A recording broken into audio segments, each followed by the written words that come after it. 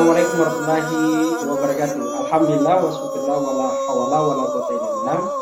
Sobat sekalian, kita berjumpa lagi di channel Ustadz Demokrasi. Seperti biasa kita akan membahas isu-isu aktual yang terjadi belakangan ini. Kita akan bersama dengan Kiai Haji Muhyiddin Junaidi. Beliau ini adalah Dewan Penasehat Majelis Ulama Indonesia, yang juga pada periode sebelumnya ketika Ketua MUI masih dijabat oleh Pak Maruf Amin yang wapres sekarang, beliau dipercaya sebagai salah satu ketua yang membidangi hubungan luar negeri. Kita tentu berterima kasih karena beliau hadir langsung dan memiliki kompetensi untuk itu. Kita akan membahas soal tragedi kemanusiaan di Palestina yang belakangan ini masih terus memanas. Korban terus berjatuhan, baik laki-laki maupun perempuan dan anak. Yang memiriskan adalah karena peristiwa brutal ini terjadi dilakukan di saat bulan Ramadan. Bersama dengan Pak Kiai Muhyiddin, kita akan membahas kasus Palestina ini dengan paling tidak memotret 3 hal. Pertama adalah kita akan melihat apa sih sebenarnya bantuan yang lebih efektif yang bisa kita berikan. Karena sekali lagi seperti pernyataan saya tadi, ini adalah peristiwa yang sudah berulang-ulang. Apakah penting kita mengevaluasi strategi bantuan itu dalam konteks bantuan kemanusiaan?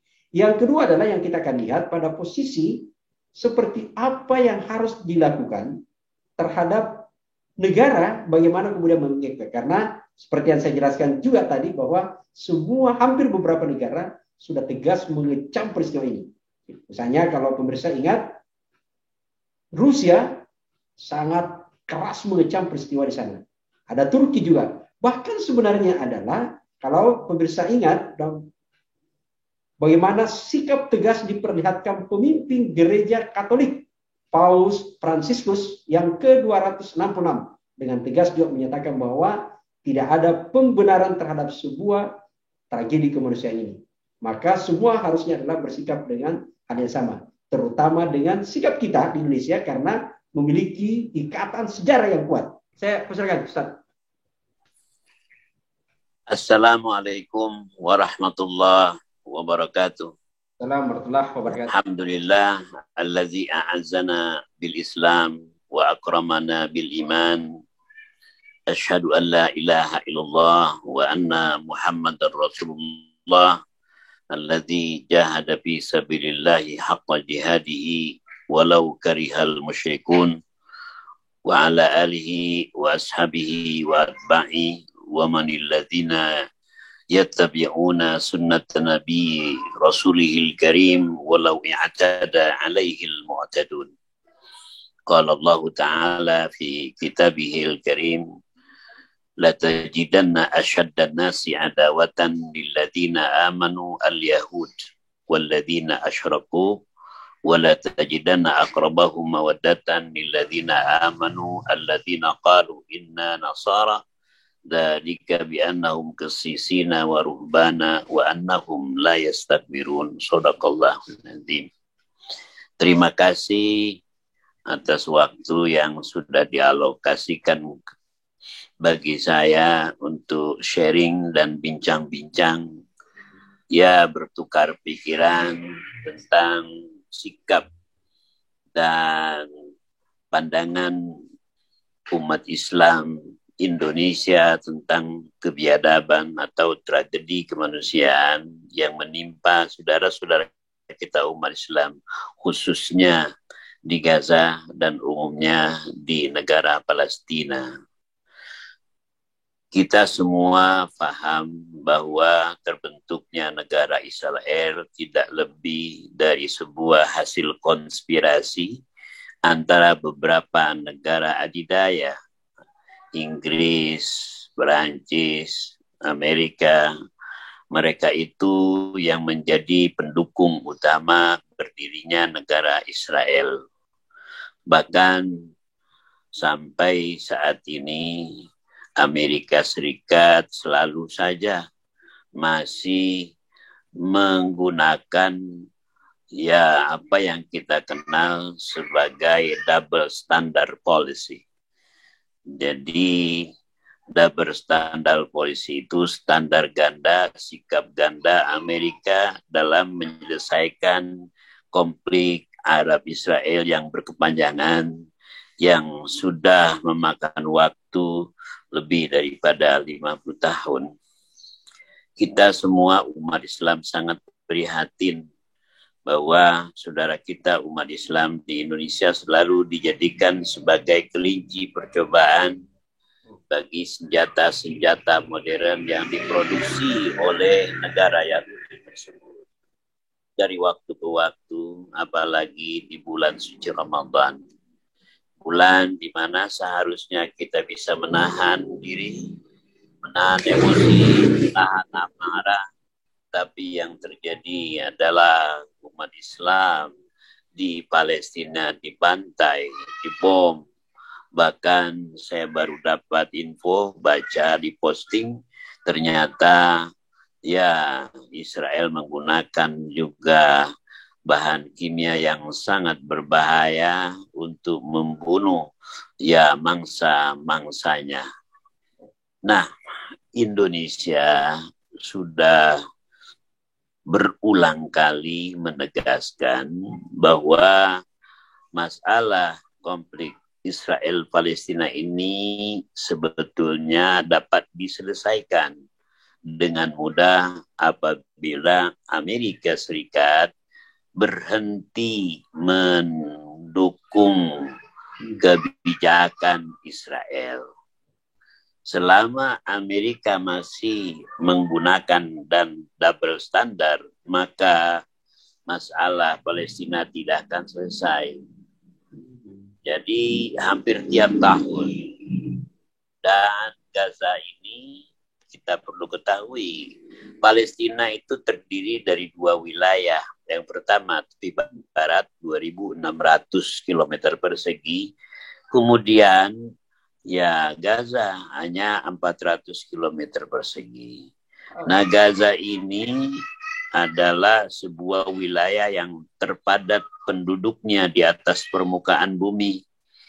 Ya, jadi tidak ada lagi lahan mereka seperti yang kita nikmati di Indonesia.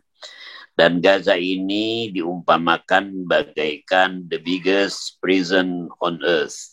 Jadi As-Sijnul Akbar ala wajhil ard. Jadi penjara yang terbesar di atas permukaan bumi itu adalah Gaza.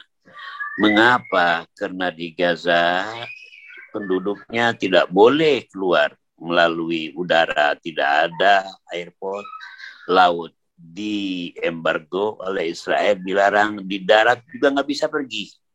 Jadi relatif mereka tidak memiliki apa-apa kecuali harus berjuang, dan berjuang.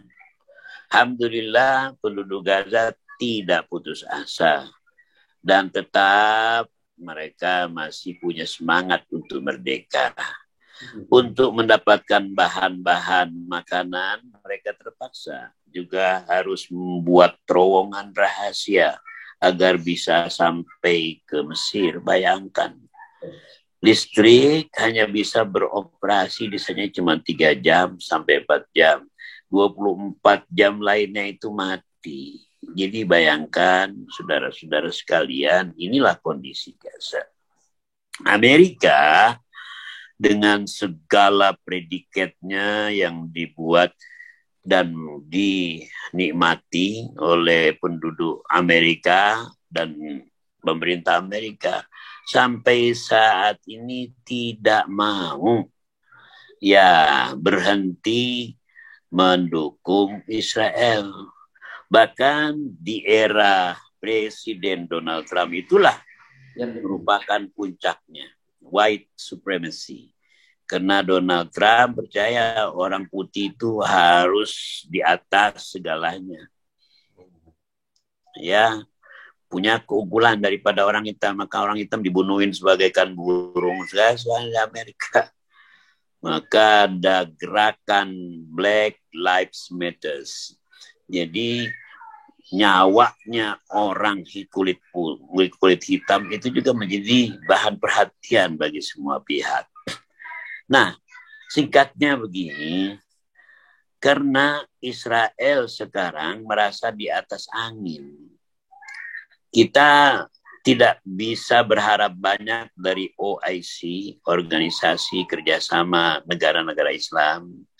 Tidak bisa banyak berbuat dan berharap dari Liga Arab. Ya. Atau non-aligned movement. Atau PBB sekalipun. Kenapa? Karena Amerika salah satu negara Dewan Keamanan PBB yang punya hak veto. Ya. Sehingga kalau Amerika nggak setuju, maka sebuah resolusi itu dengan sendirinya batal. Bayangkan, udah berapa puluh resolusi DKPBB tentang Israel itu ternyata tidak digubris oleh Israel. Tidak digubris. Bahkan resolusi hanya berlaku bagi negara non-Yahudi. Kalau untuk negara Yahudi tidak pernah. Ya, jadi sekarang kita mau melakukan demo itu pun tidak banyak membuat apa-apa. Tidak banyak merubah sikap Israel. Ya untuk sementara iya, tapi setelah itu Israel adalah Israel. Maka kata Allah tadi di dalam Al-Quran saya bacakan, la tajidanna asyaddan nasi adawah lilladina amanu Yahud. Maka Yahudi adalah orang yang sangat memusuhi orang yang beriman, bukan orang Islam. Orang yang beriman. Jelas ya. Kalau orang Islam jumlahnya 2 miliar, tapi yang benar-benar imannya kuat, wallahu a'lamu bishawab. Iman dengan kualitas tinggi yang istiqamah tidak bisa. Subhanallah. Tidak. Oleh karena itu, orang Yahudi ini sangat anti kepada orang yang beriman. Orang yang ingin berbuat baik. Itu di dalam sejarah. Karena orang Yahudi jelas. Ya la tufsiduna fil ardi marrataini, mereka akan melakukan kerusakan di atas permukaan bumi itu 2 kali. Wala ta'alunna 'uluwan kabira, dan mereka arogansinya bukan main. Takaburnya tidak ada tandingan di atas permukaan bumi. Itulah Yahudi. Apalagi sekarang. Mengapa sekarang? Karena Liga Arab yang terdiri daripada 22 Arab, 20 negara itu, ya, beberapa anggotanya sudah melakukan normalisasi hubungan diplomatik dengan Yahudi. Nah itu dia, Ustaz. Faktor apa itu sampai dia melakukan hubungan dengan Yahudi? Iya. Bahrain, Uni Arab Emirat, jelas. Saudi di belakang layar. Mesir, Jordania, Turki, Maroko, Sudan. Mengapa? Karena pertama ditekan oleh Amerika. Amerika menekan Sudan. Hei, kamu harus baik-baik dengan Israel. Kalau tidak, nanti jadi masalah. Kami tidak akan menghapus negara kamu dari negara-negara daftar negara pendukung terorisme. Bayangin. Ya. Hanya itu saja akhirnya Sudan melakukan normalisasi hubungan dengan Israel. Emirat sama, Emirat itu sudah tangannya berdarah-darah. Ya, perang di Yaman sudah berapa tahun. Sponsor utamanya antara lain adalah Emirat. Ya, awas, kamu tidak baik-baik dengan Israel, saya akan ganggu negara kamu. Bayangkan, Bahrain, tahu Bahrain? Bahrain penduduknya 70% itu orang Syiah. 70% penduduk Bahrain Syiah, 30% Sunni. Tapi rajanya, amirnya, semuanya adalah Sunni. Kata Amerika, Anda kalau nggak didukung oleh kami, maka akan terjadi revolusi seperti yang sudah menimpa Irak. Akhirnya berbaik-baiklah itu Bahrain. Maroko sama. Maroko normalisasi hubungan dengan Israel. Kenapa? karena Donald Trump, saya mengakui wilayah Sahara menjadi wilayah Maroko. Nah, itu kepentingan nasional. Karena kepentingan negaranya, akhirnya negara-negara Arab tersebut melakukan normalisasi. Dengan siapa? Dengan Israel. Bagaimana nasib bangsa Palestina? Tidak menjadi prioritas. Ini yang berbahaya. Jadi OIC itu menjadi bahan tertawaan banyak pihak. Organization of Islamic Cooperation menjadi OIC. Ya. OIC. Oh gitu aja. Terasa OIC adanya itu pada saat ada pertemuan tingkat tinggi yang dihadiri Menteri Luar Negeri dan Kepala Negara. Baru kita terasa, adalah OIC. Ini OIC tujuannya pada saat didirikan tahun 1949 adalah membebaskan Masjidil Aqsa dari jajahan Israel. Ya. Tapi apa yang terjadi sekarang? Semakin banyak negara Arab yang jalin hubungan dengan Israel. Bahkan dulu kita udah sepakat adakan embargo. Bukan embargo, yang terjadi adalah bersahabat, bermanis-manis. Ini kan sebuah pengkhianatan terbesar. Ternyata alasan mereka bilang begini, kalau kita punya hubungan diplomatik dengan Israel, maka kita akan melakukan lobby membantu Palestina. Sekarang tanya, apakah ada di antara mereka yang berhasil melobi Yahudi? Al-Yahudu huwal Yahud. Orang Yahudi adalah Yahudi, orang yang keras kepala. Dan kalau di dalam Al-Quran saja dikatakan Yahudi melakukan kerusakan di dunia 2 kali. Nah sekarang ini sama. Na'udzubillah min dzalik. Nah oleh karena itu kita di negara-negara Muslim itu harus punya satu sikap. Indonesia ini kan negara dengan jumlah penduduk warganya Muslim. Ah itu dia. Iya, 88%.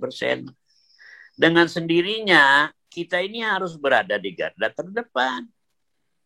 Fisab al-amami li imamati wa qiyadatil ummah. Ya kan? Harusnya ada di itu pertama. Jangan kalah oleh Malaysia, jangan kalah oleh Iran, jangan kalah oleh Turki. Ya, betul. Ya kan? Kita ini sudah, pemerintah sudah minta agar PBB ya segera mengadakan sidang istimewa. Lalu kita tanya, siapa itu PBB? Ya kalau hanya ke PBB nggak ada gunanya. Ya ujung-ujungnya nanti Israel senyum-senyum aja gitu selesai. Paling dipeto dalam sidang-sidang oleh duta besar Amerika untuk UN. Udah selesai, nggak ada lagi. Nggak ada lagi. Strategi apa yang harus kita lakukan untuk gitu? Saya usul ada 2. Yang pertama, ormas-ormas Islam se-Indonesia ini berkirim surat dan menyampaikan petisi. Satu, ke Presiden Amerika Joe Biden. Melalui dubesnya yang ada di Jakarta. Di mana dalam petisi kita bilang, wahai negara Amerika, tolong jangan Anda terus dukung Israel. Hentikan dukungan Anda kepada Israel. Ya kan? Ya. Kalau perlu kita adakan pertemuan virtual meeting dengan Joe Biden dari Partai Demokrat. Ya. Amerika ini walaupun dipimpin oleh Demokrat atau dipimpin oleh Republik, dua-duanya sama, nggak jauh beda. Kilahuma sawaun, dua-duanya sama. Dua-duanya juga anti Palestina. Hanya bermuka manis di depan bangsa Palestina. Tapi mereka menikam dari belakang. Nah, saya usul itu. Jadi ada virtual meeting dari tokoh Islam, lalu nanti kita bicara dengan Joe Biden. Kita bilang, kita sampaikan. Jangan melalui dubesnya, nggak ada guna. Nah, yang kedua, kami usul, dan kita usul Ormas Islam kepada pemerintah. Pemerintah ini seharusnya mengambil inisiatif. Apa inisiatif kita? Membentuk poros baru. Poros apa? Poros Jakarta, Tehran, kemudian Istanbul atau Ankara, atau Saudi Arabia. 3, Jakarta, Indonesia, Iran, Istanbul. Nah, 3 negara ini, ke Saudi Arabia 4, atau 5 kalau tambah. Jangan banyak-banyak. Karena negara-negara itulah yang masuk negara G20. Ya, ada kan G20, G20 itu, di mana 3 di antara negara G20 itu adalah negara Islam. Indonesia, Saudi Arabia, dan Turki. Nah, kita buat poros. Nah, kita minta agar Iran menekan, Turki menekan, Indonesia menekan. Indonesia mensuplai human resources, manusianya banyak. Saudi mensupport dengan finansialnya, uang. Kemudian Turki mensupport dengan produk-produk persenjataan mutakhir, tekan Israel. Iran mendukung dengan kekuatan militer. Gitu. Iran sudah bukan main ini. Iran sudah bisa bikin dan memproduksi surface-to-surface missile dengan hulu ledaknya nuklir, itu jarak tempuhnya bisa 2.000 km. 2.000 km dari Jakarta sampai Papua. Dipencet knopnya di Jakarta terus. Jadi dipencet knopnya di Teheran, lalu bisa dikirim langsung ke Israel. Nah, itu kalau hanya demo, kalau hanya membuat surat kutukan dan sebagainya, si Arab itu atau si Yahudi itu udah kebal kutukan. Udah bebal dia. Udah kebal. Ya, Presiden Ali Khamenei itu mengatakan, memberikan pesan kepada bangsa Palestina dengan bahasa Arab. Nah, maunya Presiden kita menyampaikan pesan solidaritas kepada bangsa Palestina dengan bahasa Arab. Nah, itu dengan bahasa Inggris. Kami bersama Anda, jangan takut, la takhaf wa la tahzan, innallaha ma'ana. Ya, berani nggak kira-kira Presiden? Nah, itu dia. Itu yang saya mau tanya Ustaz. Jadi kan 2 ini. Satu itu kan meminta untuk virtual dengan Joe Biden. Iya. Melalui Dubes Amerika gitu ya. Paling tidak konsultasi ormas-ormas Islam, dan saya kira MUI sudah mengeluarkan juga pernyataan sikap gitu. Ya.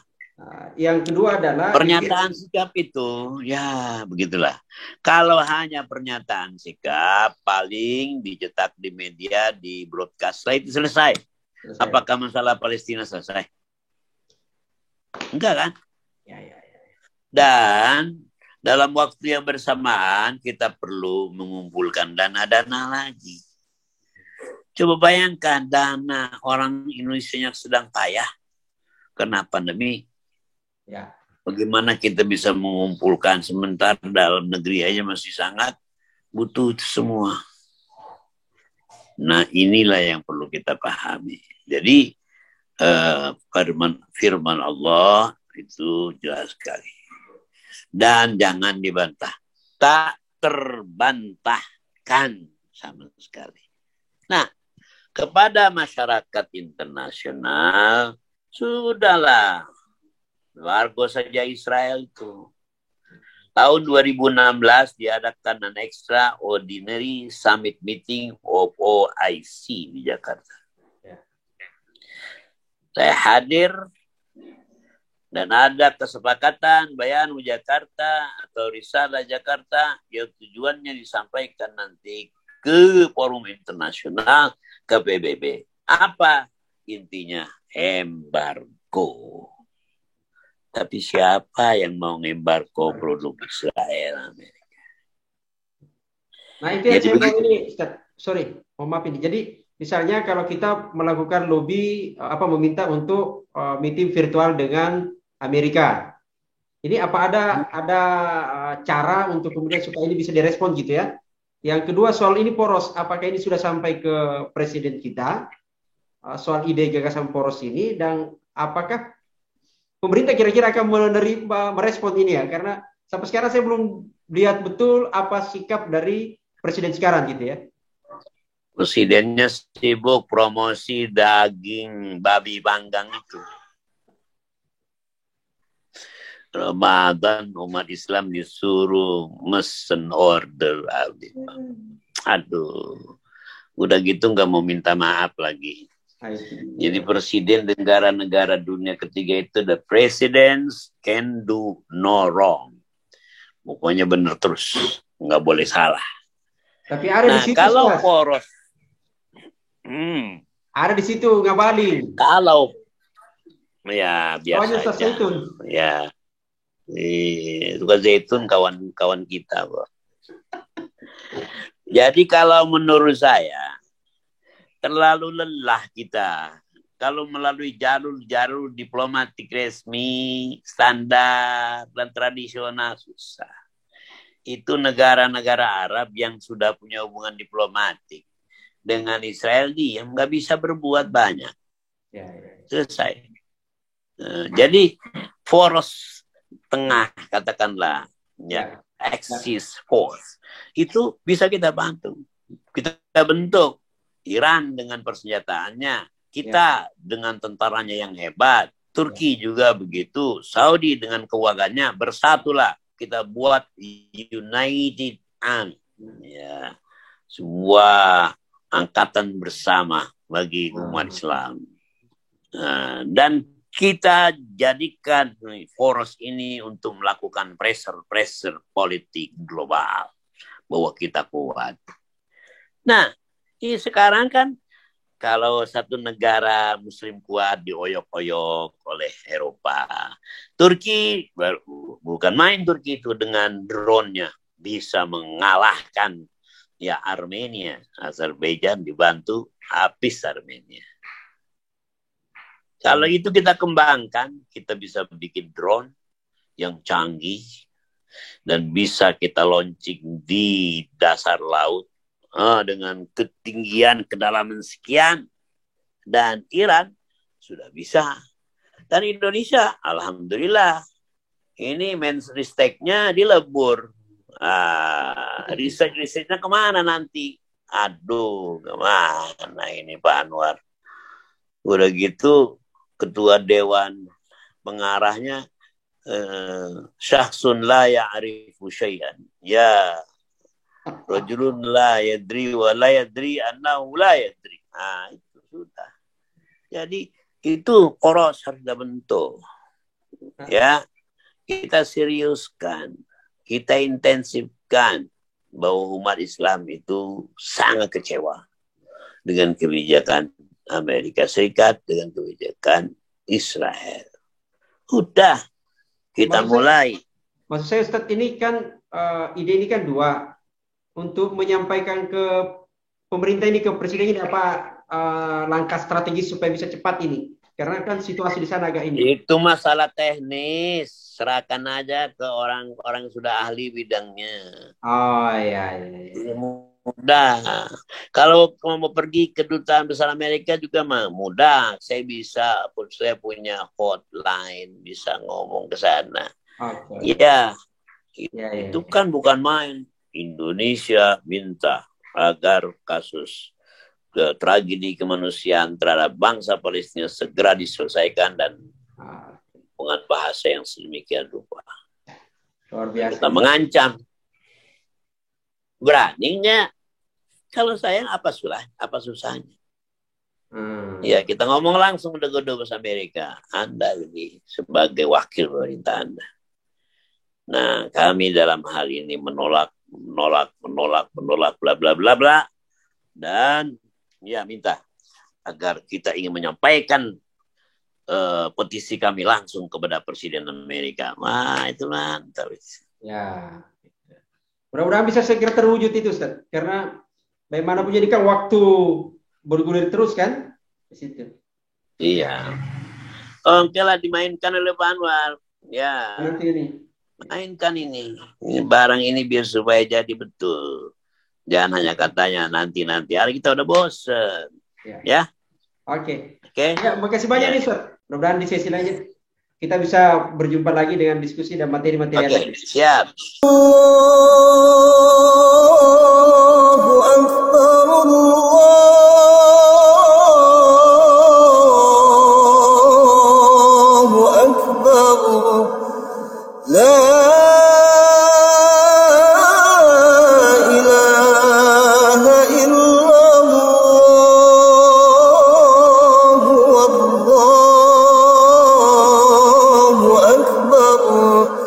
Allah